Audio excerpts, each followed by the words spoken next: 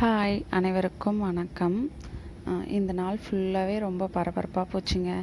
என்னென்னா, காலையிலே எழுந்தோடனே என் பசங்களுக்கு டிஃபன் ரெடி பண்ணி அவங்கள குளிக்க வச்சு ஸ்கூலுக்கு ரெடி பண்ணி கூட்டிகிட்டு போய் விட்டுட்டு வந்து, இன்றைக்கி மகா சங்கடகர சதுர்த்தி அப்படின்றதுனால இன்றைக்கே வீடு மாஃப் போட்டுட்டு விளக்கெல்லாம் தேய்ச்சி கழுவிட்டு சாமி ரூம் ஃபோட்டோ ஷெல்ஃபு எல்லாமே க்ளீன் பண்ணேங்க.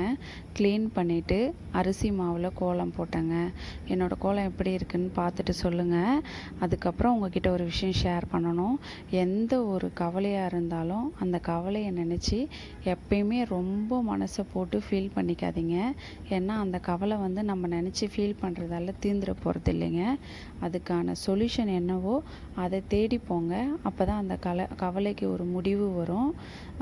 அதை நினச்சி ஃபீல் பண்ணி உங்கள் உடம்பை ரொம்ப போட்டு ரொம்ப வருத்திக்காதீங்க.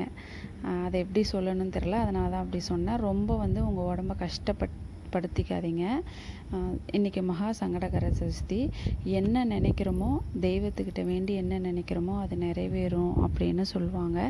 நீங்கள் போயிட்டு இன்றைக்கி விநாயகரை வழிபடுங்க. கண்டிப்பாக உங்களுக்கு எல்லாமே நல்லதாகவே நடக்கும். ஏன்னா விநாயகர் நம்மளுக்கு எப்பயுமே நல்லது தான் நினைப்பார் அப்படின்னு சொல்லுவாங்க. அவரை வழிபட்டோம்னா நம்மளுக்கு எல்லாமே நல்லதாகவே நடக்கும் அப்படின்னு சொல்லுவாங்க. அதை வச்சு சொல்கிறேன். இன்றைக்கி நீங்கள் விநாயகரை வழிபடுங்க, எல்லாமே நல்லதாகவே நினைக்கும். பாய்.